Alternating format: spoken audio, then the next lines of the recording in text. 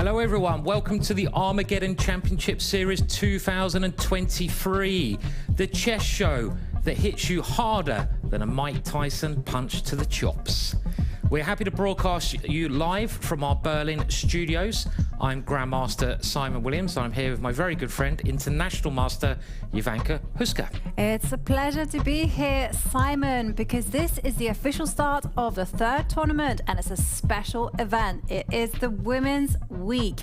Now, the Armageddon Championship Series all kicked off in March with the Americas tournament, and there we saw Wesley So triumph over Sam Shankland in the final.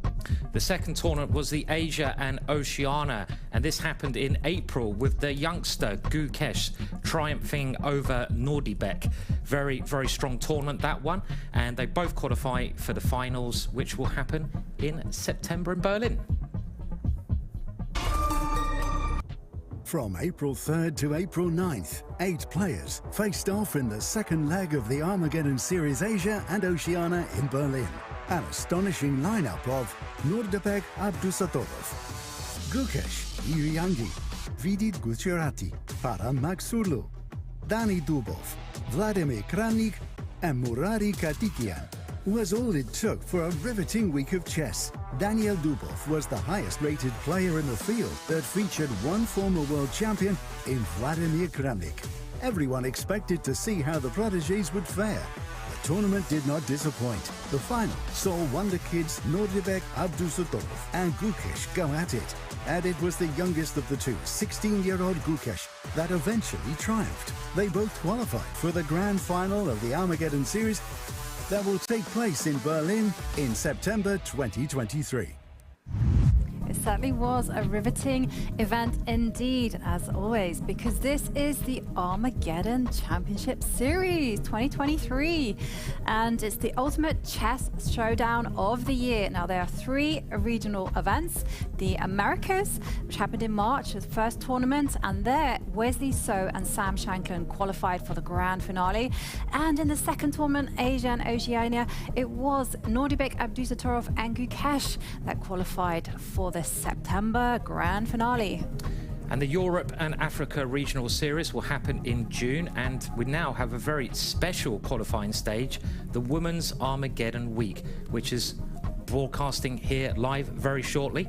8 of the strongest players participate in each qualifying event, and the finest minds in the game are going to be going for that spot in the grand final and a chance to win the Armageddon Championships. Yeah, and as you mentioned, Simon, all the events are broadcast live from the World Chess Club Berlin on one of Berlin's classiest streets, Unter den Linden, and this is make or break. Who is going to make the cut and go through, and who will be sent packing? Don't go anywhere, because take a look at this lineup. Yes, as we mentioned, it's Women's Week, and this lineup is made of the top 8 women in the game. Very exciting players there. Yeah, you can see some big names in the chess world. We have Bibisara Assaubayeva. She is the current women's blitz world champion, as well as chess queen herself, Alexandra Kosteniuk, also former women's world champion, Humpy Koneru, Nana Dzagnidze, just to name a few. This is going to be so exciting. And talking about exciting, yesterday, everything kicked off at the World Chess Club in Berlin with a party. But first of all, the players had a nice technical meeting there. You can see them discussing the rules, discussing all the finer details with some good vibes. Oh, it was great fun, Jovanka. I mean, this club is amazing here, and I think the highlight was clearly me trying to make some cocktails. We even had a DJ there pumping out some tunes, and look at that. I'm normally on the other side of the bar, but you have to try this side occasionally. We had lots of people there, lots of strong chess players, even a blitz tournament going on, and it was a great fun night. Everyone really enjoyed themselves. Absolutely, and there we can see that a lot of fun is happening at the World Chess Club, which is now open to the public, and chess is the name of the game. And we do have to mention one of our partners, Kaspersky, and as a technology and digital privacy company, Kaspersky supports the secure advancement of chess in the digital space and its expansion into online tournaments. It's the perfect combination of human excellence and strong technology. And let's now go and have a look at the bracket, and we can actually see who's facing off in this competition. Very important to remember that the Armageddon event is a double elimination format. So that means to be knocked out, a player has to lose 2 times. So you get a second chance, which is a nice sort of backing that you've got there. And we'll be looking at the upper stage there, highlighted. We have Elisabeth Paehtz versus Gunay in our first match there, Jovanka. Yeah, and we're getting close to the start, and there we see also Sara Khadem and Alina Kashlinskaya also going to play today. And we are coming close, and we should take a look at today's upcoming matches. First up, we have Elisabeth Paehtz against Gunay Mammadzada, and then we have Sara Khadem against Alina Kashlinskaya. And let's take a look at the first pair closely. Elisabeth Paehtz plays against Gunay, and actually it looks like Elisabeth Paehtz, she's newly become a grandmaster, has a tremendous score against Gunay. She has won a total of 6 games in and the Gunay hasn't actually won a single one. No, and obviously Elisabeth is a bit of a legend in the game. I mean, she's the older player. We can get a lowdown on her here. She's 38 and she became a grandmaster only last year, so she must be riding high on that. She's the strongest woman player in Germany, and she has been for quite some time. The winner of European Women's Championships in Rapid Chess 2018, and she was even the girls under 18 World Youth Champion 2002. Bit of a legend of the game. Absolutely, and let's hear more about Elisabeth in her own words. I've started at the age of 5. I was taught by my dad. He's himself a grandmaster, and he gave up his own chess career to raise me and my brother at the early age, and instead of playing himself professionally, he went with us to tournaments and took care that actually we would improve quickly, and we did actually improve in a very rapid way. When I was 14, I was the youngest German women's champion ever from the German point of view. So that was quite special, and that was also like a big step in terms of deciding to become a chess professional. That's the moment when I realized that I can become Germany's #1 in a rather quick way, and that it could be my life. My daily life is a mix of training chess, doing sports, also giving lessons, and besides that, I am of course having private life with my boyfriend, so in our free time we do a lot of swimming and cooking. Well, she is a legend of the game, but she will be facing Gunay Mammadzada later on today. And there we can see Gunay is just 22 years old. She's Azerbaijan's top female player. She became an international master at 18 years old. And she's also been under 10 world youth champion as well as national champion of Azerbaijan in 2017 and 2019. And fun fact, she's also very into yoga. She's been doing that for the last few years, and we will see whether that will help her keep a calm mind when the pieces start flying. But let's hear more from Gunay in her own words.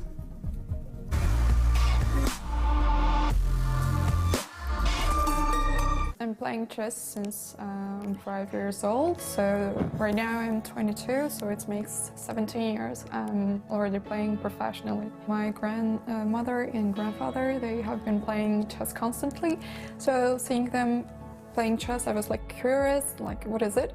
And my parents saw that interest in me, and they decided that I should learn chess too, so I found it very hard, and I was crying like, it is hard, I can't. And then I gradually started understanding, and I tried to play better. In general, when I win the tournament, I feel very good, and it's really memorable for me.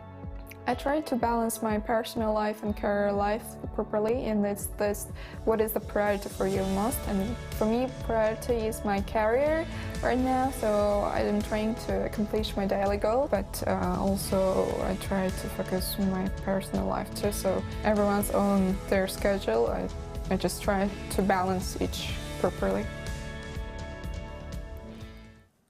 and we are so close to the start of the very first game. And here are the rules. The players will play 2 blitz games at 3 minutes plus 2 seconds.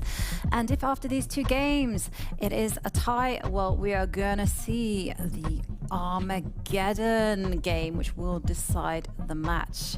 It's quick and it's fast. There's a great prize fund, and here are the Armageddon rules if it comes to that. So if it's 1-1 after 2 games, the player with the white pieces has 5 minutes, the player with the black pieces 4 minutes, but white has to win. We're only 24 seconds away, and here is the arbiter, Anastasia. Yes. Anastasia Sorokina. She is a top international arbiter as well as a women's international master, and she will be monitoring the players closely, looking out for any possible infringements. And the players are getting ready. Elisabeth Paehtz has the white pieces, Gunay with the black pieces, and the lights have turned, camera action and handshake, and they are off. And Elisabeth opening with e4 and Gunay playing her trademark Sicilian. What are we going to see? Yeah, one of the most exciting openings, the Sicilian. This has been played for hundreds of years, and one of the really exciting ways black can face 1e4. We had the Najdorf variation, and this move with the bishop is a so-called English attack, actually, Jovanka. And a couple of things we should watch out for during this is the heart rates. And we think this is one of the first times we've actually seen the heart rates of female players. And you can see Gunay's heart rate going up there quite a lot already. And also keep an eye on the valuation bar on the side of the board. Definitely. And I have to say, it has been somewhat of an opening surprise by Elisabeth. She doesn't tend to play these open Sicilians, and she herself plays the Najdorf with the black pieces. So both players knowing this opening very, very well. Yeah, this is a very sharp position. You often get the white king going to the left-hand side and the black king going to the right-hand side. That is called opposite side castling. Why is that exciting? Because they both throw all their pawns then down towards the opponent's king. But this last move, the knight coming into the middle, is trying to use that big square. We call it an outpost in the center of the board. That knight cannot be kicked away by a pawn. So generally black takes this knight, I think, Jovanka, in this position or very soon. And you can see black has captured that knight with her own knight. Yeah, and you can see there, just by looking at the clock times, that Elisabeth Paehtz has actually got more time than when she started with 3 minutes and 6 seconds, whereas Gunay has under 2 minutes. So this is great news for Elisabeth Paehtz. She's got in her opening preparation. She knows exactly what she's doing, but Gunay has to speed up. She has to trust herself, and she does move her king to the right side, as does Elisabeth. And it's going to be a very interesting battle. White has this big space advantage there on the queen side, whereas black has good piece development, but a potential weakness with the pawn sitting there on h5. And there we can see the computer bar, the evaluation bar, just saying, well, white is slightly better. Yeah, it looks like Elisabeth has done some great preparation just going on the time. Their heart rates are actually pretty stable. We saw that in the men's events, the heart rate's getting up much higher than this, up to, I think, 170 or something. And this last move from Elisabeth, pushing the pawn, is the key idea. In chess, it's based on 2 things, really. The pawn structure, which is like your skeleton, and the pieces, which are your organs.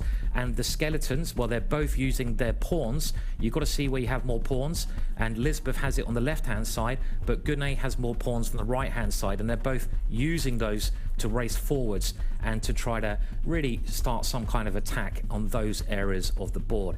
I like this last move, the rook becoming behind the pawn there, Jovanka. I like it as well. I mean, Elisabeth is just simply being relentless. She's saying, hey, my plan is very simple. It's just to push that c-pawn 1 square forward. She wants to push forward. And talking about push forward, Gunay now makes the first move. I mean, look at that. She just pushes her pawn to e4, and she's playing very aggressively, just mobilizing her pieces.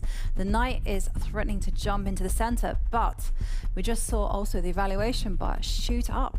Doesn't look like this is actually a good decision. Yeah, it's very interesting to keep an eye on the evaluation bar, of course, on the right-hand side. It's really favouring Elisabeth's position. I think this is because she has more pawns going up the board, but it's a tricky position. With the last move, Gunay's knight is ready to jump into the middle. Elisabeth pushing her pawn, giving up that pawn in a unique way, but the black knight jumping in. That black knight is now attacking the white queen. Elisabeth, make sure you move your queen, otherwise you're going to lose that queen. Elisabeth was, of course, helping me behind the bar yesterday, so I hope she didn't drink too many cocktails there. I'm sure she'll move the queen here. She also has a very useful minute lead on the clock, Jovanka. Yeah, definitely. Yeah, like you say, Simon, the very important thing for her to do is just consolidate her king. Her king is somewhat a little bit unsafe because the knight is hovering there in the middle. She just has to keep the king safe and then just carry on with that plan of pushing that c-pawn forward. And now we see a trade of knight for the bishop, and that's okay. And there we see Gunay capture the pawn in the middle, and here it comes. This is bad news for Gunay. White has such a big advantage in the center. Yeah, but it's very unclear now because you look at black's pawns, they've both got these powerful pawns. The white pawns are coming up the board, but black's pawns are ready to start boogieing as well. They can start dancing their way forwards. Black has two bishops. Two bishops can be a very dangerous combination. And which pawns are going to be more dangerous? I kind of feel even the black pawn's more dangerous because when they race up the board, they're going to attack white's king. And the king is the key square. Checkmate. After all, Jovanka, ends the game. It does end the game. And also, when it comes to playing chess, it's all about grabbing material. And there we see Elisabeth stole that pawn on h5. And I agree with you, the position is still wild. It's all to do with king safety. There we see the bishops get traded off the board. And black has a big threat of actually pushing the f-pawn forward one square. And that is why Lizzie just tucks her king into the corner. And look at the time as well. Gunay has to pick up the pace. They do, at this stage, get a couple of extra seconds per move, which is really, really useful. But in the Armageddon, that doesn't happen. But under 30 seconds, you can't think, you've got to move. Black throwing all the pieces over towards white's king. But now the white knight comes towards the center, and white's pawns, they're further up the board. If you get a pawn to the other end of the board, it can become a queen. And that can be very dangerous. Gunay picking up the piece, moving the queen into the center, picking up the pace as well. Very exciting. And talking about picking up the pace, take a look at those heart rates. Gunay is pounding at 145. Anything over 100 means that the player is under a lot of stress. And there we see Lizzie just dancing with the queen. And Gunay has to strike in the ring. She has to push those pawns forward to attack the white. 6 seconds left. She's making a move, and she goes for it. You've got to move. And she's trying to open up the white king. Can white defend? White will grab that pawn, and has grabbed that pawn. It looks to me like the white king is pretty safe at the moment. Black doesn't have enough pieces, only one pawn attacking it. If the queens come off, surely Elisabeth is winning this one. Absolutely. Those queens cannot come off the board.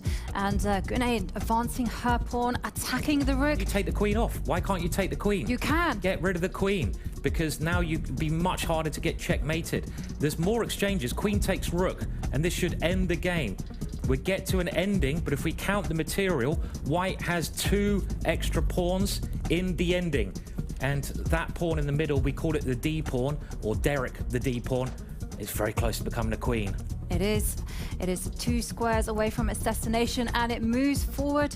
Rook gets behind the pawn. This is good strategy, but it's not going to be enough. And now Lizzie has 43 seconds just to consolidate the position. All she has to do is bring in the king or start pushing her pawns. Can she do it? Can she keep a cool head? Push the A pawn, and she does. She goes for it. That's a great move. I love that move because white has these 2 extra pawns. You've got to push your pawns where you have more pawns. At the moment, though, black is threatening to capture the knight and win 1 pawn back.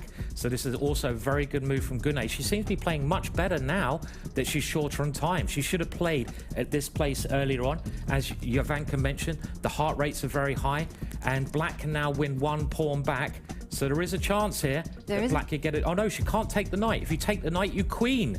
You queen. Get a queen. But no, Why didn't you get a queen? Happened. You could have got a queen there. I know. Big opportunity missed.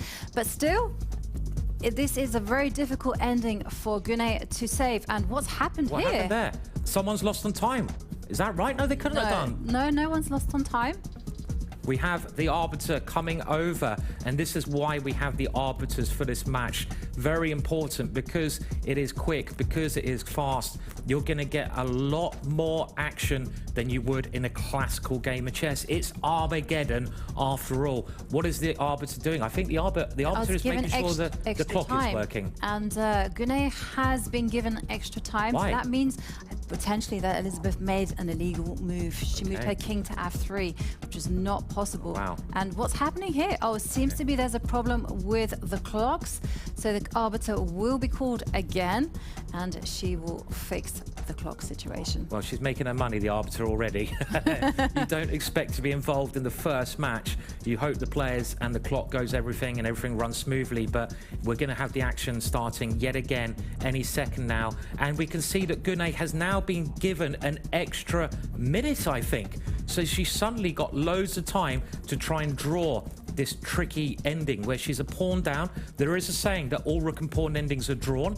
I'm not so sure here. The white king can come across, and we're keeping an eye on things. The rook moves over. I don't know. Do you think this is a draw, Jovi?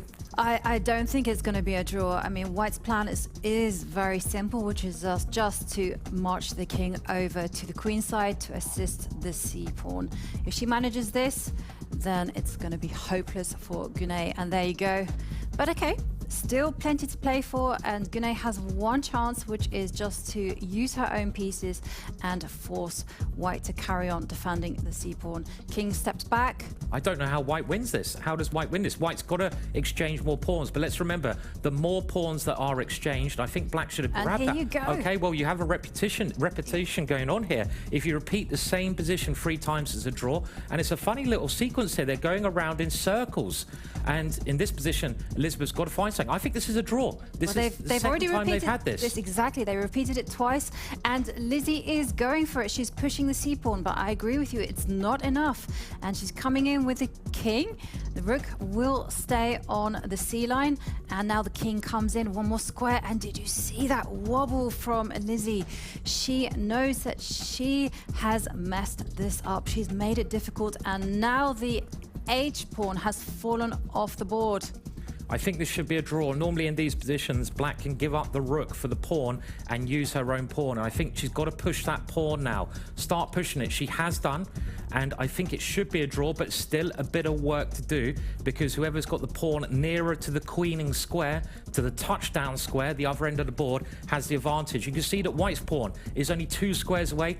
Black's pawn is 4 squares away. Only 1 square away. Big threat now on the board. Gunay has to be very careful, because the white rook is coming to the b6 square to create a shield. And there we comes. The g-pawn is moving forward. What is Lizzie going to do? Well, I think this move the king. I think this is probably a technical draw now. Black just has to push the pawn and use the king to support it. At some point, White has to give the rook up for that pawn, otherwise it will become a queen. And we can see this now happening, that I think White will have to give the rook up for the pawn. You can see a result coming in the first game. Elisabeth's going to be very upset that it's only a draw there. Yeah, she might be upset, but she doesn't have that much time to recover. But what a roller coaster game. We saw Lizzie start off in such an impressive fashion, just achieving an overwhelming position. And somehow, in the heat of the moment, within the closing seconds, it just went wrong.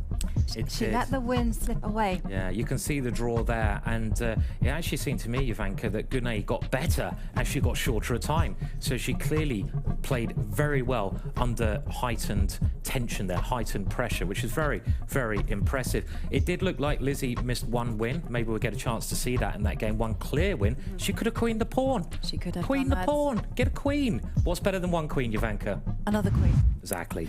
And we'll have a look at some highlights here.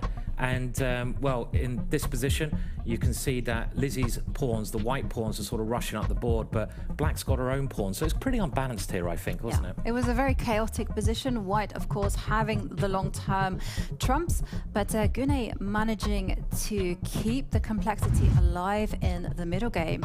But what an escape from Gunay. And we are going to look at some other moments because we were in for a treat with that game. Very unexpected things were happening. Where there's pieces flying everywhere, which is what you get in the Armageddon season. And you see that Lizzie grabbed an extra pawn here with the bishop, so she goes a pawn up. But Gunay was kind of doing all right there. The black queen swung over, and Gunay still has those two dangerous pawns. It was here, well, if you can see the clock in very close thing, Gunay was getting very short a time, but she started playing excellent chess there. And I think it was later on where, well, maybe we can see now. Look at this. This was it.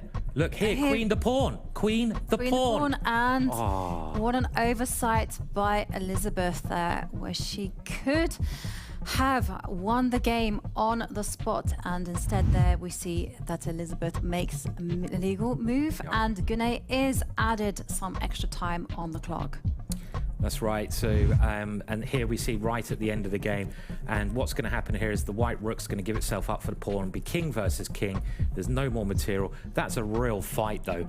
Every single piece got swapped off. There wasn't one warrior left. Everything. It was carnage on the board. They all got destroyed there. They did. What a game, right? What a start to the third Armageddon tournament. And now we are less than a minute away from the second game. So the scores are still tied. So that means if someone wins this game, that's it. They go on to the winner's bracket, and whoever loses gets knocked down to the lower bracket. Yeah, it's all to play for. And of course, if it is a draw, then they have the Armageddon game. Only 24 seconds to go. And I think, well, Gunay has a slight edge now, maybe, because she's got the white pieces. We mentioned this before, like having the serve in tennis. You can put the pressure on your opponent. Elisabeth seemed to have very good openings there. So the start of the game is going to be so key, I think, to the result of this pair-up. Elisabeth is a very powerful player, and Mammadzada, with the white pieces, she tends to play in a very aggressive style. She is always down for a fight on the board. And there we see it is a Sicilian from Elisabeth, and we're going to see perhaps a repeat of the knight off. Oh, wow. Is Gunay going to turn the tables and play the bishop to e3? No, she actually goes for a system that she tried very recently, and the whole idea is actually to develop the dark square bishop on b2. Yeah, so this is the same opening, the same pawn structure we had in the first game, but the players have swapped around. Now Gunay has the white side. Gunay moving her knight over to the king side there. You can see some of the key factors in this position. If you look at the middle part of the board, the middle is very important. It's like a battlefield. If you can control the middle of the battlefield, you generally can control the battle. And white has a better hold of the middle because of this light square that the black bishop's now come and defended. But if black can push a pawn in the middle, which she's kind of positionally threatening to do, she's at least equal. Maybe she can play that now. Push that black pawn in the middle of the board, one square forwards. Is she going to do it? Nope. Elisabeth brings out her last piece before she does that. Also a good move there. Also a very good move. I agree with you. It's very tempting actually to strike out in the center, but take a look at those heart rates. It is Gunay Mammadzada who actually has the higher heart rate at 127, even though she would have been the one riding high after that first game. And once again, Elisabeth has come to the match very well prepared. Look at the way she's just blitzing out those moves. Yeah, and we can see the evaluation bar really thinks that the position is still balanced. If it goes very much, it's on the right-hand side of the board, up or down. You can see more black or white. It means they're doing well according to the computer. I kind of like what Lizzie's doing. Lizzie's now got all the pieces out, but I think she'd just really be thinking about pushing in the middle. This is just a very, what we say, theematic plan. I mean, chess is very complex. You have the opening. We're now into the middle part of the game, the middle game, and you need to know what plans you should be doing that help your cause, that get you a better position. And that is just a key idea in this type of structure. And I feel she could do it now, but she's not doing it again, Jovanka. No, more patient. She's a lot more patient than us. Instead, she retreats the bishop and gets rid of that attacking piece. And now there is a very concrete threat of actually pushing that pawn in the middle. And this is why Gunay has gone for it. She's opened the F line and she says, you know what? I am now going to start attacking your king. Ooh, well, hang on a second. But White Knight is going to come forward. Yeah, I mean, take a look move at the Black King. It doesn't have too many defenders. And wow, what a move by Gunay. And suddenly the tables have turned. I mean, look at that valuation bar, Jovanka. Big trouble. Yeah, the evaluation bar, as you said, has just jumped up in favour of Gunay's position, and it's now, you can see the rook, the queen, the knight, they're all aiming at the Black King. And this is a sacrifice. You can take the knight with your pawn, but then White will recapture with her pawn, and the Black King is just too exposed. It feels like checkmate is an inevitability if that occurs on the board. So Elisabeth in a very bad position, and Gunay playing a lot quicker here as well. And Gunay also getting excited when it comes to her heart rate, racing up to 152. Lizzie's king is in huge danger. The White Queen is threatening to come to h6, and White's pieces are getting ready to spring to life. I mean, the only thing Lizzie can do is trade off those attackers and hope that she can swap off queens. Black's king is in big trouble, and yeah, you can see Elisabeth is struggling. She's now thinking down to just under 1 minute and 10 seconds, and she goes for it. She's going to capture that knight. I mean, it had to be done, but after pawn takes bishop, there you see White's queen is not only threatening to go to h6, but also threatening to perhaps target the d6 pawn as well. Yeah, I mean, the main problem with this position is just Black's king. If you look at the dark squares around Black's king, they're all exposed. Look at the evaluation bar. The knight's going to jump up in. And the knight can now jump in. And the problem is you're attacking the queen. When the queen moves, that knight is coming in with check. It can check the king. She must play this. Surely this is a winning move. There's other options. She goes for it. The knight jumps in, check. You can take the rook, and that means you're going to go 2 points up, but she has. And this just looks horrible for Elisabeth at the moment. But it looks absolutely horrible. She's material down, and now the knight on e5 has been destabilized. The pawn has dropped off. The rooks are simply going to line up in the center. There's nothing to be done. A knight cannot fight against a rook. Well, that's a good point. I mean, you've still got queens on the board. This is one thing in Elisabeth's favour. You have to try complicating the matter, but you see there's not many pawns left in the middle. There's no pawns left in the middle, and that means that rooks are so good because rooks work on open lines. Knights don't work on open lines. They're short-range pieces, and because White has the extra rook, White must be doing very, very well here. It can still go wrong, but Elisabeth, well, she's got everything against her. She's dropping pawns. She's got no time. It's just not looking good. It's looking terrible, actually. I mean, look at Black's knights. I mean, if they were menacing, then they would be great. But the knight sitting there on f8 is a great defender, pretty poor attacker. And like you say, pawns have fallen, and there you see the rook parks itself on an open line. But hang on a second. No, I think it's okay still. And instead, she retreats the bishop to counterattack against the Black Queen. And once the queen moves, White can simply just move the rook. It's looking hopeless, and Lizzie only has less than 20 seconds on the clock. Okay, she grabs a pawn. She has to keep the game alive. It has to keep it fighting, but it's difficult. The other problem black has here, which white is now highlighting, is that black knight is stranded. Look at the black knight. It can't really move anywhere. It goes to this really weird square on the left-hand side, but it's doing nothing there. It's just lost. It's lost in the opponent's battleground. It's completely, it looks like a drunk soldier there, jumping around, not knowing where it's going. And that knight I can see being lost, but also white has the extra rook and the extra pawn. And take a look at the black king, completely alone. And instead, Gunay now decides just to target the f7 pawn. And Lizzie now playing on her instincts, but the instincts are not good enough. And now an a pawn drops off, and it's just a matter of time before the bishop. Well, Queens are traded, and it's all over. I think this last move was it. I mean, it is coming down to that knight, isn't it, Jovanka? The black knight is trapped, and it can be oh no, very nice move there. But it doesn't matter because the f pawn drops, and there we see Elisabeth resigns, and it is Gunay that wins the match. Yeah, very impressive. Gunay won that game with the white pieces. She played fantastic chess there. I have to say, Elisabeth didn't do too much wrong. It seemed like only one slightly bad move, and Gunay offered that sacrifice of the knight, which we'll see very shortly. But a great game from Gunay, and well, I don't think she's beaten Elisabeth before. No, she hadn't beaten Elisabeth, and this is the very first time that she's managed to get her revenge, and what a way to do it, actually, in the second game of their match, which gets her through to the next stage in the winners bracket. But sadly for Elisabeth, she gets knocked down to the lower bracket, and here we see some of the closing moments where we see just things have not worked out well.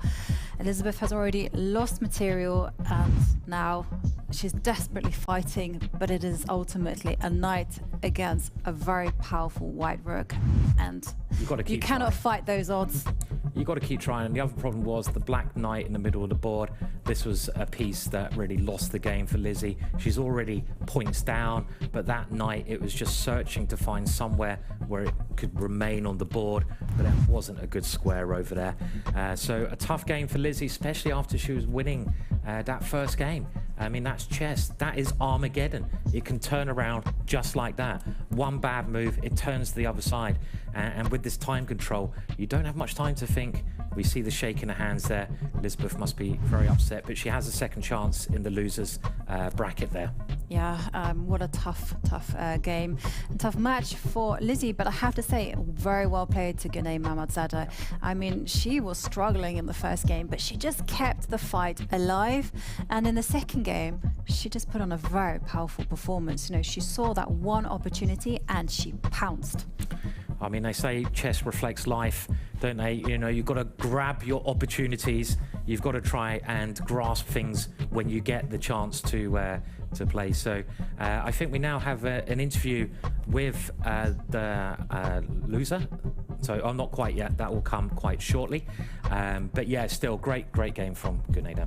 Absolutely, a great performance, very resourceful, and I was impressed by the way she handled her nerves, because as we saw in the heart rate monitor, she was either excited or her heart rate was pounding anyhow. Yeah, it was really impressive there. Okay, I think we have this interview now, so let's it's always a bit harsh interviewing the loser, but it's got to be done, and let's see if we can get that interview now. Hi, Elisabeth. Obviously, tough loss, but welcome to Berlin. What are your first impressions on this match so far?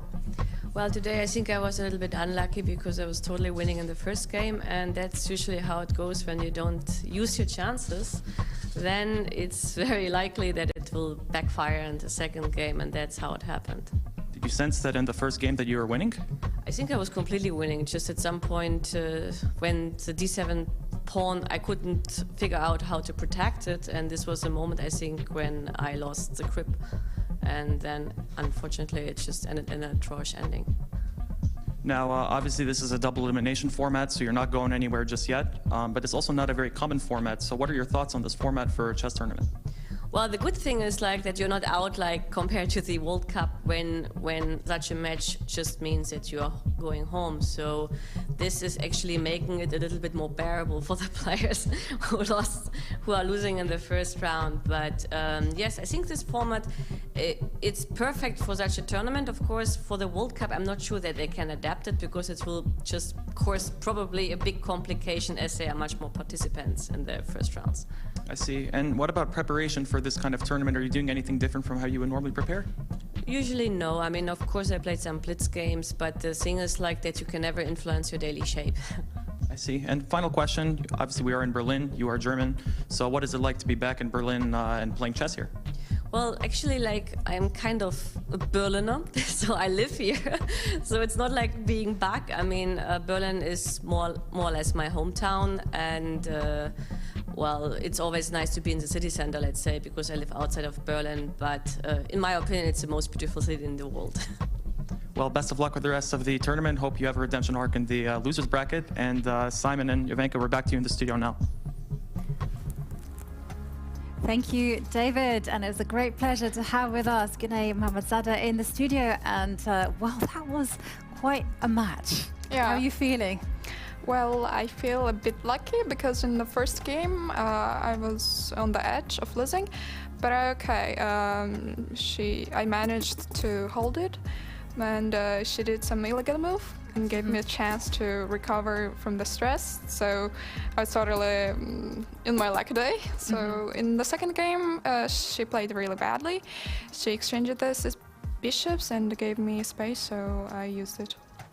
This knight to f5 move that you played when you brought the knight towards her king, that must have felt really good playing that move, because you must have realized that you're taking control. After really just playing, I understood that she had no really good moves, so I was like happy. Yeah, we saw your heart rate shoot up to 152. Really? After you played that knight to f5. Wow. We were thinking, oh, well, you must be excited. Oh no, I didn't notice. I was like, okay, I'm getting some heat here, but I did not that much. I don't know. And going back to your first game, because that was an incredible roller coaster, we saw you handling the clock with just 8 seconds left. Yeah. I mean, what were you thinking? Because obviously you were surviving at that time. I was thinking I'm just in a really bad situation that I put myself, because I have been treating so much time in opening, choosing like what line to go. And then after that, some exchanges like e5, knight e4, I thought, okay, I have some good position, maybe counter against like to the pawn. But later on that I had low on time, I couldn't just use it, so I mixed everything. Yeah. It was very impressive. I think she had a chance to queen at one point. Yeah. Which I think luckily she missed. Luckily for you. I was shocked. I played bishop e5. I was like, oh my god, d8, and then she played no. Relief. Yeah. And we can have a look at the brackets now. So you do move forward to the next stage, which is great news for yourself. And here we go. Elisabeth drops down to the losers bracket. So this now means that Elisabeth, she has to win her next match, but you still can lose a game, which is nice. So it's a big advantage. Hopefully no. Hopefully no, yes. Yeah, better not to. And you'll be playing either Sara Khadem or Alina Kashlinskaya. Do you have any personal favorites? Which one you want to play against? Who is stronger? I can't say that on my game. Also, we couldn't say like we all same level chess players. So who will be stronger on nerves will win. So. And talking about nerves, how have you been preparing for this tournament? Well, I was just casually doing same things, but there are things that like I loved Berlin and it has good vibes for me. So if the city is good for me, I play better. Yeah, brilliant. And well, who do you think is going to win the next one? Any idea? The next match we have today? No idea. No idea. No idea. Well, thank you very much, Gunay, and good luck in the next match. Thank you.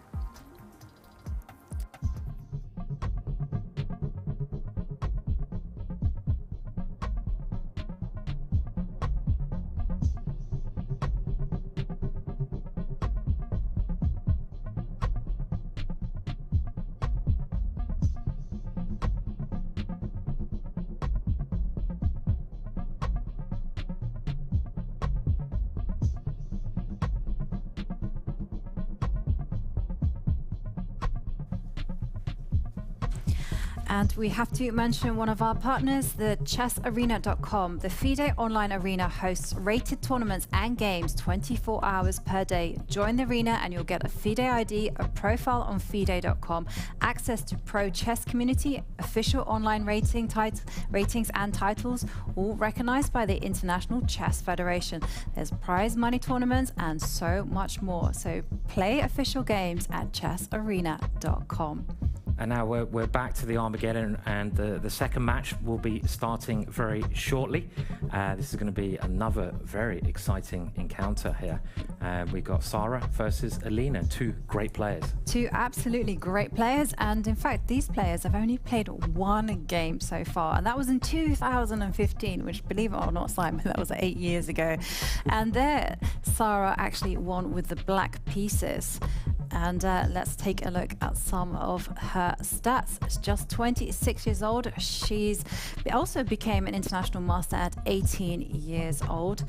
She was also champion in 2015 and also in 2018. She was also the runner-up in both the Women's Blitz Championship and also the Women's World Rapid Championship. So a very, very impressive player. Yeah, a very good player, as both of these players are. And yeah. Let's hear more from Sara in her own words.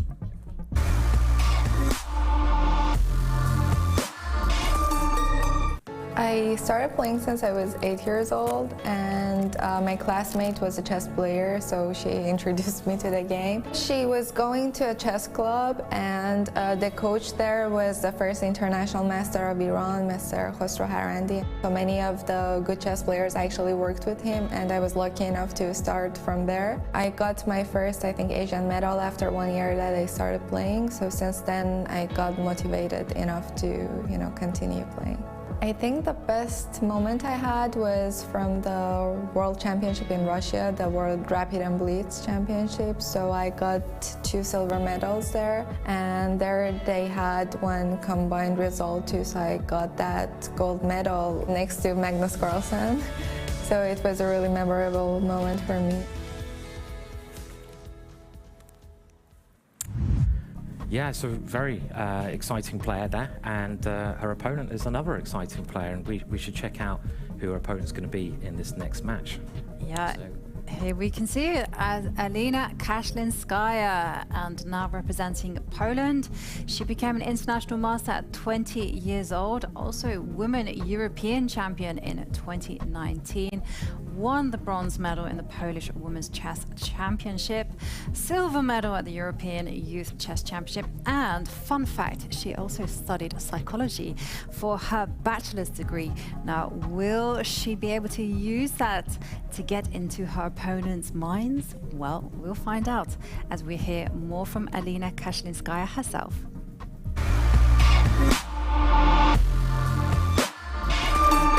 I'm playing chess for 22 years. I started when I was almost 7 years old. It started just like hobby or one of the classes I was attending as a kid for general education development, and no one expected that chess would become more than a hobby.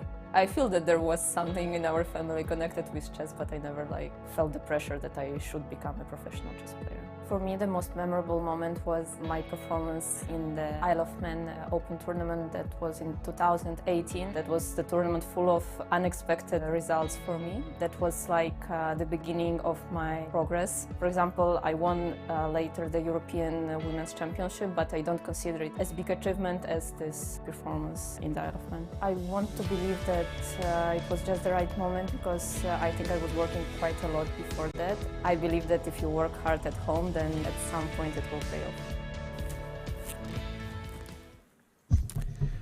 And we're now getting ready. It's only a minute away until this matchup starts. So another exciting matchup. And I don't know who the favorite is here. It's going to be so close. Like we mentioned, they've only played once before. You're going to pick one player here, Jovanka? Oh, this is... if I'm going to choose someone, I think perhaps Sara has a slight edge. but both of these players very, very strong and also quite very similar styles, I would say. Both of them very direct. They like to attack from a position of strength. And there we see the players seated in the studio, and Alina Kashlinskaya playing with the black pieces, while Sara has the white pieces to begin with. And as we know, having the white pieces is an advantage. We saw in that last match, it came really, really useful because white was able to generate a very strong attack. 4 seconds and the action's gonna kick off. Place your bets now. And we have game 1, and they're going to start. What opening move will we play? Opening, one of the most important parts of the game. We see the D pawn, the queen's pawn come out, very traditional, and now this could be oh, it's a King's Indian defense. And this is unusual, actually, because Alina Kashlinskaya normally actually opens with d4, d5, and she goes for like Rogozin, some kind of Queen's Gambit declined systems, and instead she is really taking the bull by its horns because she has employed the King's Indian defense. And that's not an opening I've seen her play. No, and this opening that Black is playing has been favoured by some very aggressive players in the past. So you have Bobby Fischer, who was obviously the famous American world champion, Garry Kasparov. A lot of people consider him the strongest player of all time. And it's the opening you play when you try to counter-attack white. You keep all the pieces on the board, but white gets this big space advantage. That's why black is now pushing in the center of the board, white increasing the space advantage. And here white's got to decide what plan to do. White can even start pushing her kingside pawns. This is something I used to play in this position, pushing Garry the G pawn, the pawn in front of the knight, which is actually a positional move, but has some sting to it, some ideas. Black's last move is aimed at bringing the knight out behind that pawn and securing a square for the black knight on the left-hand side. And there it goes, Simon. Come on, Garry. It's very much in Sara's style, actually, to play that way. She enjoys playing with space. She's a very direct player.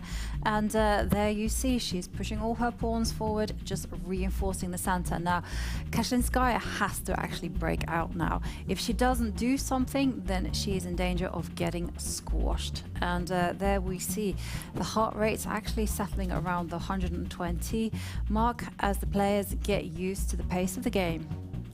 Yeah, and actually Alina played a very clever move there, moving her pawn on the right-hand side. I remember looking at this position myself some 20 years ago and considering that to be one of black's best moves, because the plan that black can now play is to move the pawn in front of the black rook.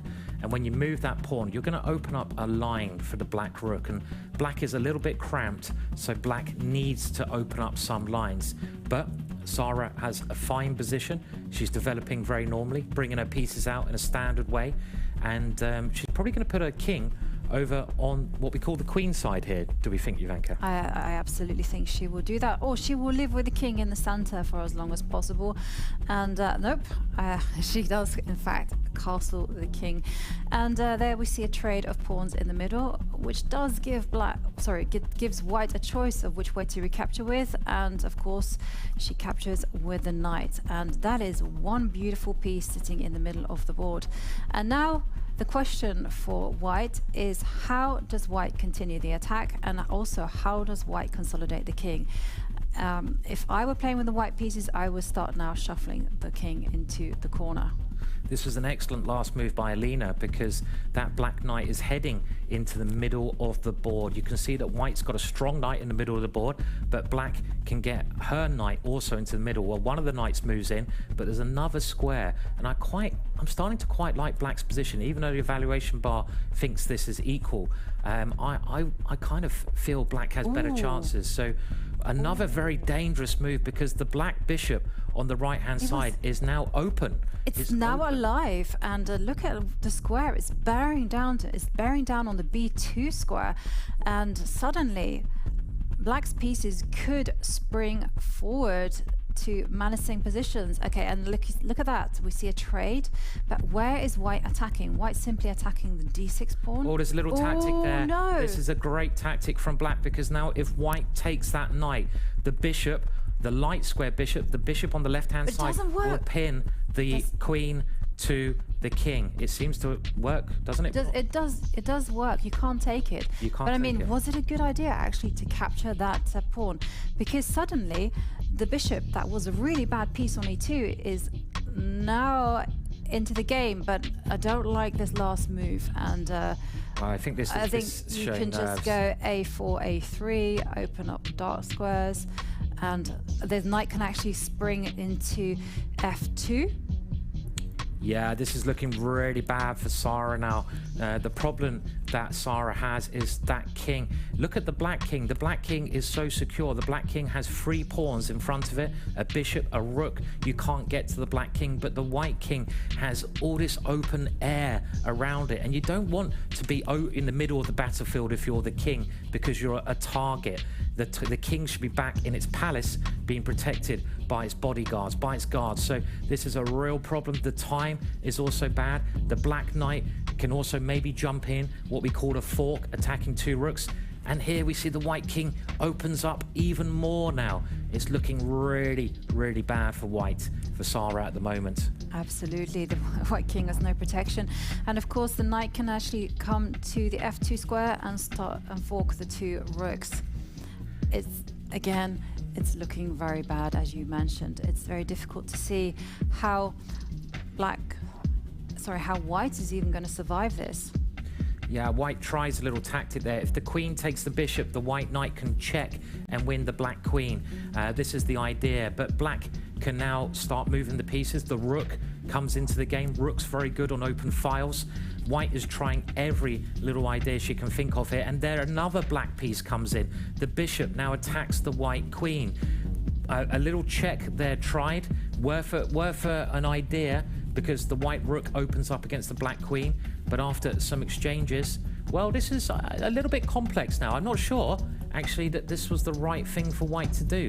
What's happening here? Well, complicated. It is very complicated, but at the end of the day, I think the bishop on e2 is going to be hanging, and somehow or other, white's pieces are all unfortunately placed, and it blocks the check with the queen. Bishop takes queen is possible because you can pick up the rook on h1. Yeah, just simply bishop takes queen. I mean, the time as well. Look at it, Sara down to 19 seconds. You can see both their heart rates are going up. They're both in the 140s.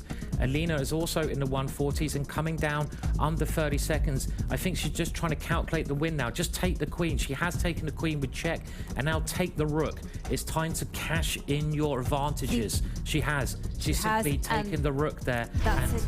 Handshake. Resigns. So we have a winner, Alina. Yeah. Alina starts off with a very convincing victory with the black pieces, and a smart choice from beginning to end. Yeah, it was. Sara seemed to be doing most things right there, but actually, when it got to the middle game, that part of the game where often it's decided, she kind of lost track there, and her king proved to be the big target. And I think Alina just played a great game there. Yeah. All credit to Alina for a very aggressive attacking game. Right, I completely agree. It's a one bad decision, I would say, from Sara, and that was actually picking up the f pawn and just opening up the dark squares.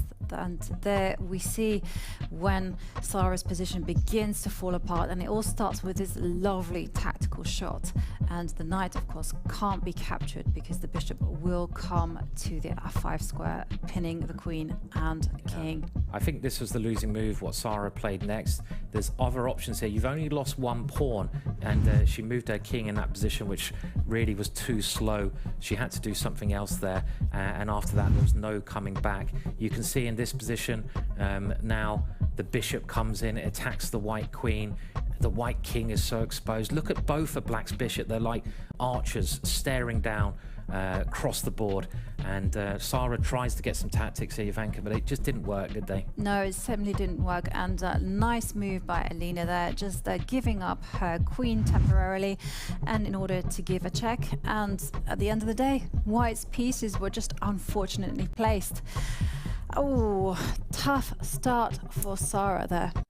It was a tough start, but we can see the end of it now, and one thing that you might be a little bit confused about here. Why did the game end here? Well, you can resign in a game of chess, and at this level, it's clear that white is actually a whole rook down. So there's no point, delaying the inevitability. Just get it over with, get on to the next game. At this level, at least 50 seconds, and Sara has still got a chance. She still has a chance. I mean, she's got a second game where she will be playing with the black pieces, and for Alina, this is the model start. She started off with a victory with the black pieces, and that means that she can set the tempo of the game. She's going to open with her queen's pawn, because she always does this. And I have to say one thing about Kashlinskaya is that she's incredibly well prepared. It's very difficult to trick her out of the opening.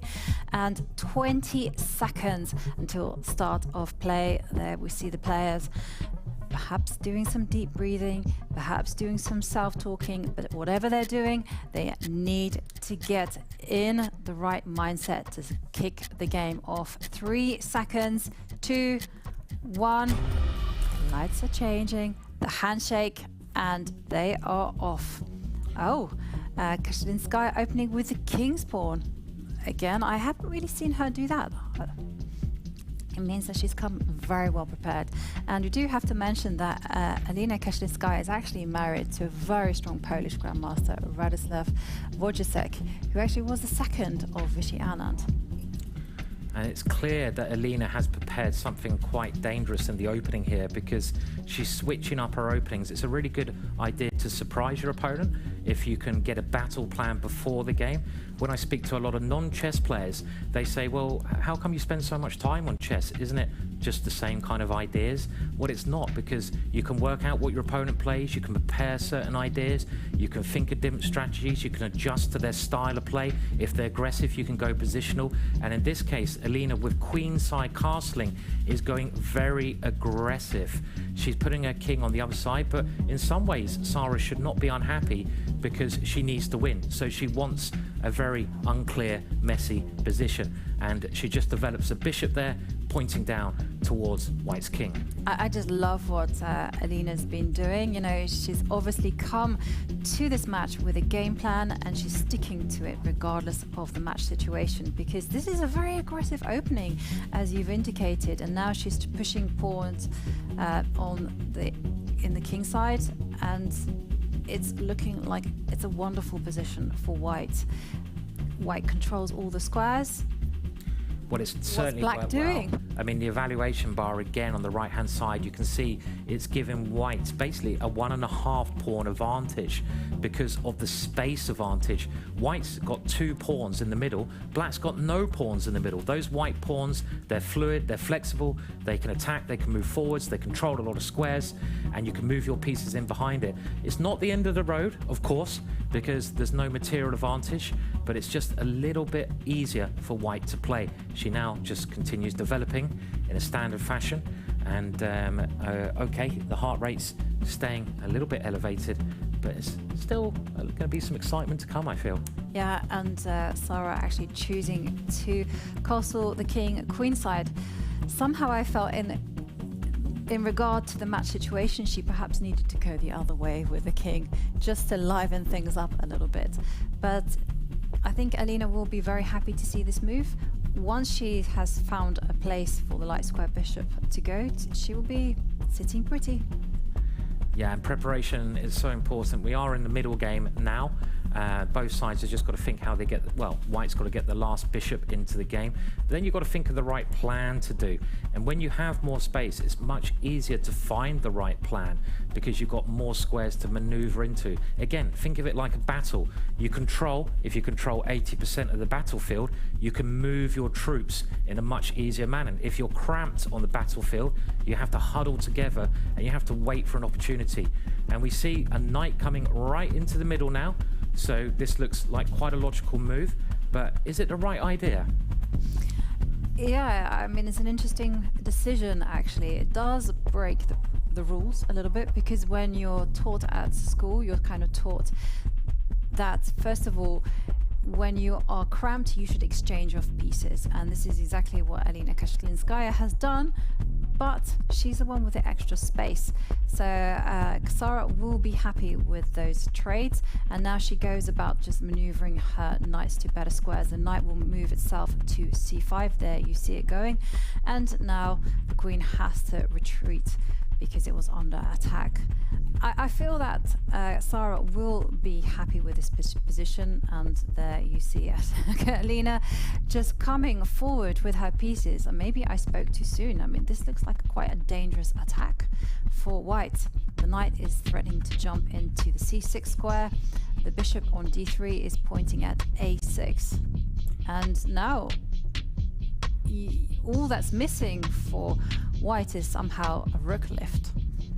Yeah, it still looks good for white, but I don't know how. I don't know if it's as good because it's quite a blocked pawn structure, and white's got this bishop. Is that bishop a good piece? I can see in some places that bishop becoming bad.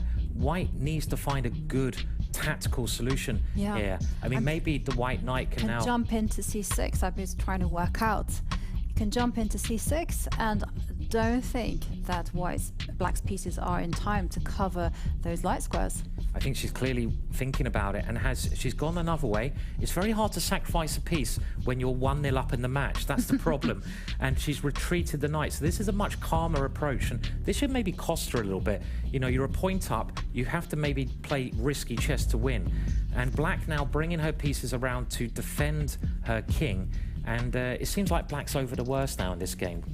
Definitely over the worst, but not when it comes to the clock. There we can see it is black who has the upper hand, and Alina now playing with just under 40 seconds on the clock. It's actually very difficult to maintain your composure for this long.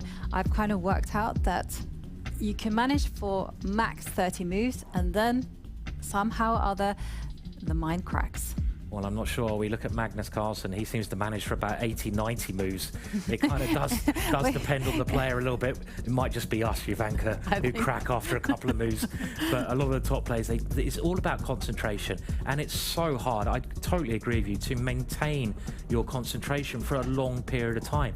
Again, this can teach you so many life skills, you know, to just keep up that level of thought. And black's now won a pawn. Exactly. Black has won a pawn, whole pawn, I think. It has won a pawn, and wow, this position is really heating up. Great move from Sara Khadem, because if you capture the knight, then the f-pawn will drop with check, and the f-pawn has dropped with check. And big threat for white on the board. White is threatening to actually play queen takes pawn on b7, and that would be checkmate, but coolly defended by Sara. Yeah, this is really now turning in Sara's favor. Look at the heart rate as well. Sara can feel it. She's over 150, Alina on 140, and she's won a second pawn. She's now 2 pawns up, and look at the back rank. We call this the back file. The black queen is trying to get in there. White is now getting a little bit desperate, I feel, pushing the pawn, trying to get rid of the black knight, making the white king an escape square, but Sara will not get a better chance than this to draw level in the match. And there you see a great maneuver from Sara. She doesn't get greedy. Instead, she just focuses on just centralizing the queen. And wow, Alina just grabbing the f-pawn at the cost of the a4 pawn. Yep, so black is still 2 pawns up. With queens on the board, it's very, very complicated. Black now getting ready to bring the knight in. This is a strong idea, but white's grabbing a lot of pawns. Okay, she's won a piece. She's won a piece. She's checked. She's picked up the bishop. We are going to see a comeback. We are going to see Armageddon as suddenly... Look at this situation here. Sara is simply a piece up. The G-pawn will fall, and that's it. A handshake. She's done it. She did get that comeback victory that she so desperately needed. And Alina Kashlinskaya must be very disappointed with that game. But she won't have that much time to recover, as we are going to see Armageddon. It's going to get fast. It's going to get furious. It's going to be exciting. Yeah, I mean, it's 1-1 now, and it looked like Alina was cruising in that game for most of the game, but Sara, all credit to her, she just kept her cool. She relaxed into it, and yeah, she just took her opportunity at the end when she had her opportunity. So yeah, I'm excited. Armageddon. It is. It's coming. Maybe I should only on the chessboard. I'll just clarify. And you can see some exciting moments here where black has grabbed that pawn, and it looks now that black has to move the knight because it's attacked. But this was a brilliant counter strike. The queen coming in, and the queen is aiming to take a pawn with check. So it capture after capture, very tactical game. That is check there, and this is where Sara took control of the game. Absolutely, such an impressive stage. You know, she really kept her cool, even when she knew that she was winning. She didn't get overexcited. She followed the rules. She centralized the queen, and there we see Kashlinskaya, you know, not that much time left on the clock, simply cracking and just losing the game. Yeah, and there's just too many pawns that black had at the end there, and I don't know, I'm quite excited about our first Armageddon game. We haven't seen it so far, and you see the end of the match here, and now black exchanges queens, because when you're material up, black is a knight up. You want to get rid of all the material because your opponent won't have any troops left, and the reason that white gave up here is that pawn on the edge of the board, the black pawn, will just motor down, become a queen, and black will be a whole queen up. And again, at this level, that's too much. The countdown to, can we say it? Armageddon. I'm going to say it all the time, Simon. We are less than a minute away, and you know what that means. The drama, the suspense. White will have 5 minutes on the clock. Black will have 4 minutes, but white will be in a must-win situation. And even better, there is no increment per move. And That's there right. we see the players in darkness. They can feel that tension. Yeah, I love the studio when it's like this. Just look at the drama. You know, it's going to come to life, proper Armageddon style-y. It's just going to jump up there. And I think you mentioned there the big difference here in all the other games we've seen today. When you make a move, you get increments, so you get a couple of seconds added to your clock. But now they don't get any added time, so it's a pure countdown situation. Lots of players in the series have lost on time, and it is white, and I think it's Alina who has to win this game.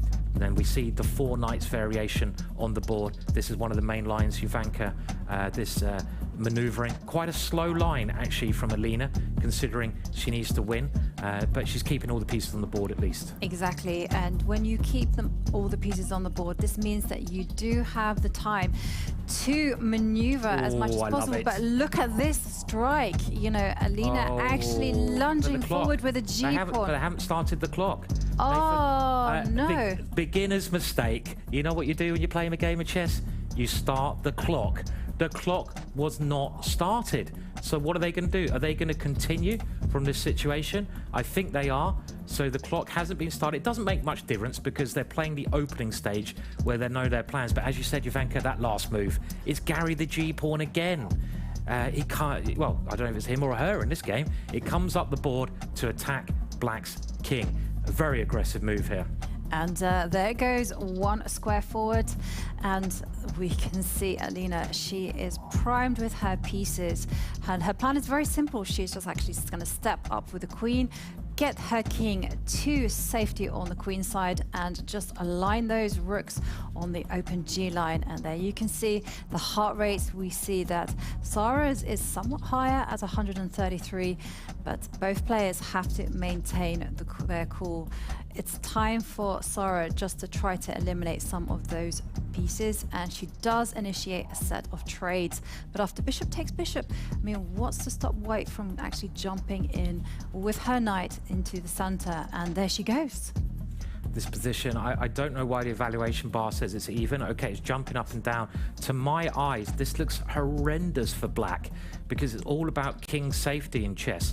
And, well, the white king can go to the left-hand side of the board, but the black king is lined up against the white rook. The knights are looking good. The white queen can jump in. The white king gets safe. The king's safety of black's king is really bad.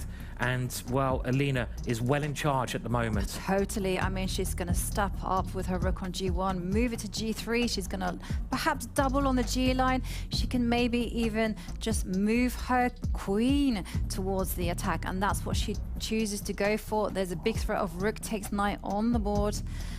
Knight, does it have a square to go to? Does it need to go anywhere? I kind of almost feel like white shouldn't even bother moving that knight. Yeah, but again, Sara is creating problems. I mean, she's got a bad position. She had a bad position in the game that she actually managed to win. She's going to have to really fight here. And what has white played? Well, this is an excellent move.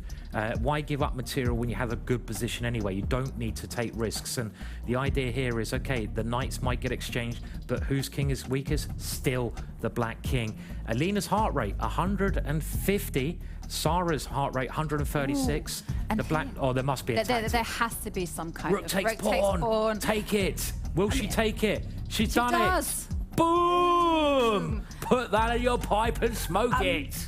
It looks so tempting. And there we have to... The king can't move forward. Instead, she intercepts that check.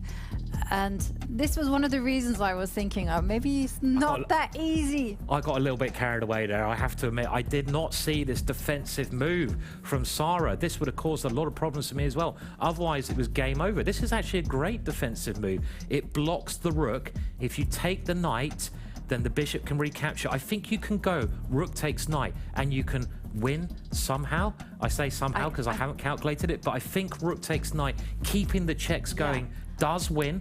Also, but it's not easy. Also, another move that I really want to play is actually move the knight from the d5 square to b6.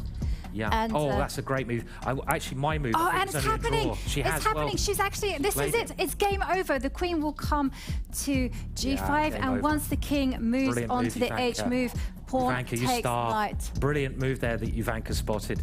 That was a great distraction idea, much better than my idea. You pull the black queen to the other side of the board, and this check's a killer, right? Yeah. Because next move, well, you just, what are you going to do? You're going to go pawn takes knight, right? Exactly, pawn takes knight, and you just cannot stop the rook arriving on the h line.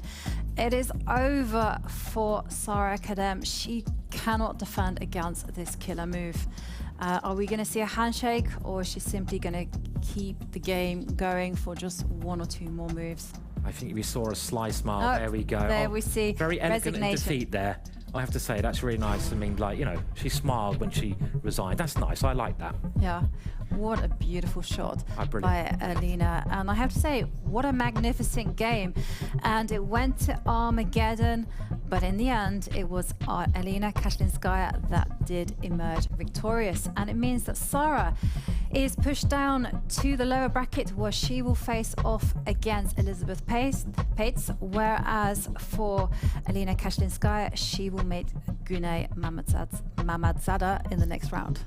Yeah, I mean, that was a really exciting Armageddon game. We saw that Alina just went for it right from the start. I thought, oh, it's a bit boring. Then all of a sudden, Gary the G-pawn came up the board.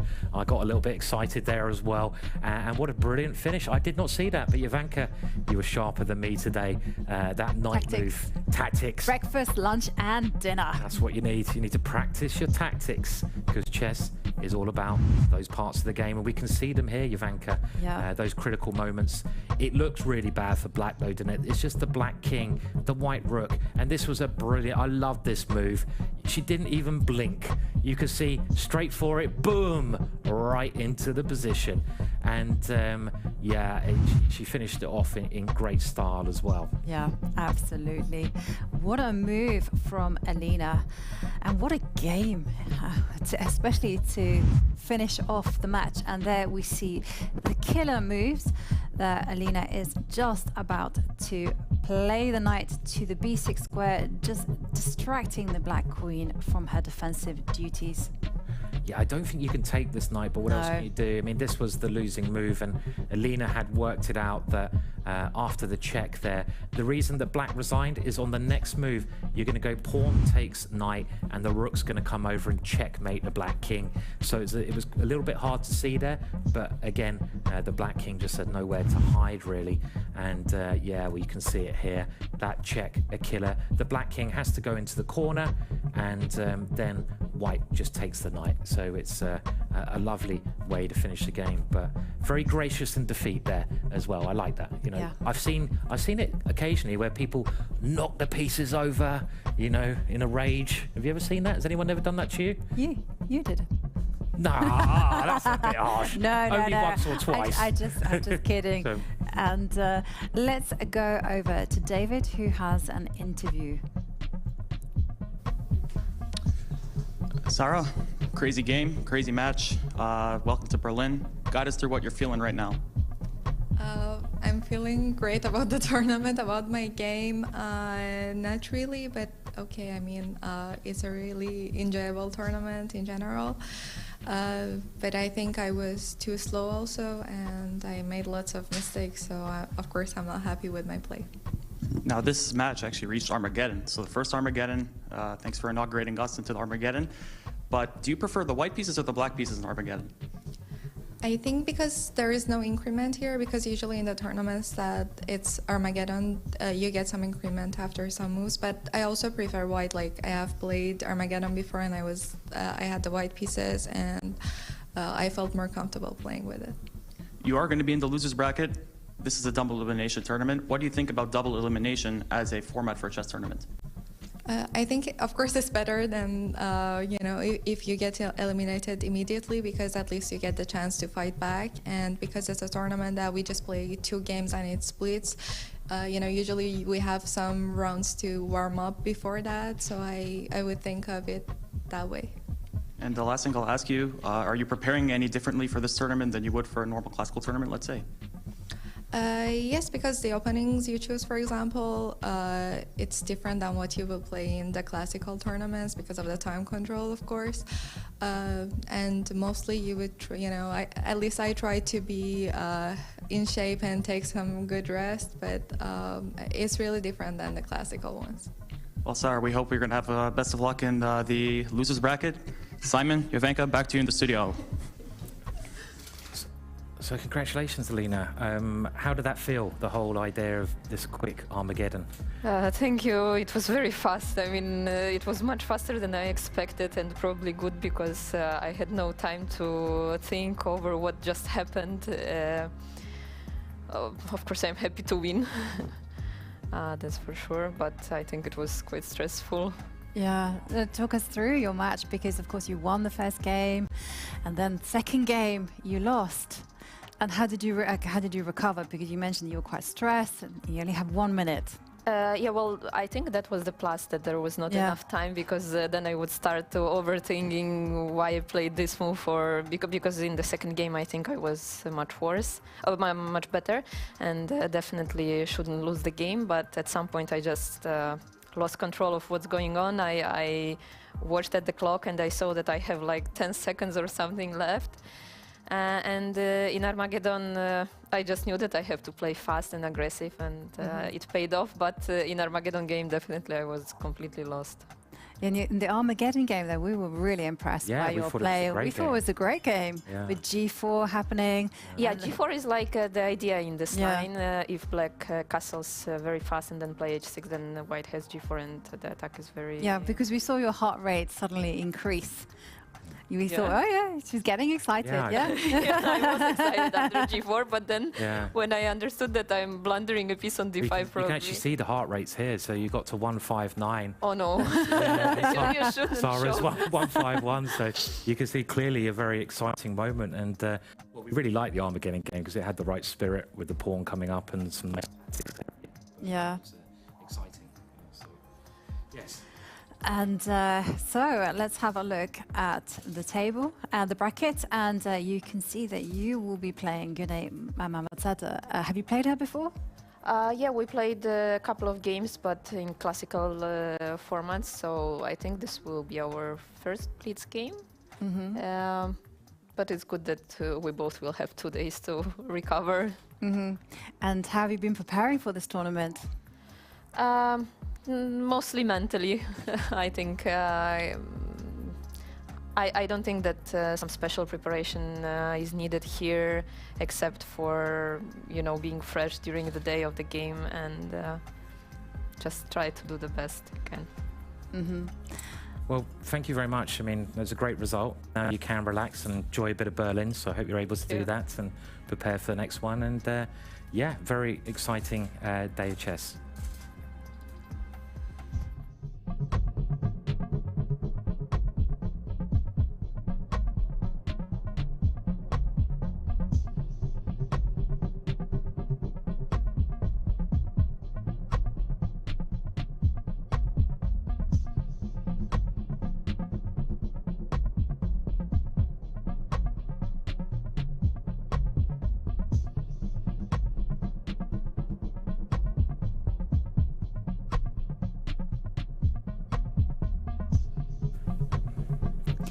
And also time to mention one of our official partners, IT.com, a domain registry like no other. It provides a platform for anyone to create innovative domains and effectively showcase their online presence. Don't miss this opportunity. Visit IT.com today and create your unique online image. And what a day of chess that was. We saw some really exciting games, lots of good fights there. Gary the G-pawn was kind of the ball. I got a little bit excited about that. But we have more action tomorrow. And look at the 4 players we have lined up, and what fantastic players they are, Jovanka. I know, and we are starting off tomorrow with a bang as we see 2 heavyweights battle it out against each other. Chess queen Alexandra Kosteniuk, former women's world champion, playing against Grandmaster Humpy Koneru.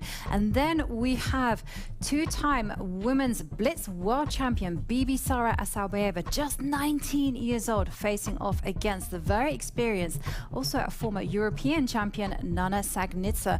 I cannot wait, and I think we're going to be in for even more drama, even more suspense, and we will see some more sacrifices. Oh, definitely. Yeah, 100%. We're going to see lots more sacrifices, and it's going to be a great day of chess. So make sure you tune in tomorrow. And yeah, it's been a very fun day here. So goodbye from me. And me. Same time, same place. See you tomorrow.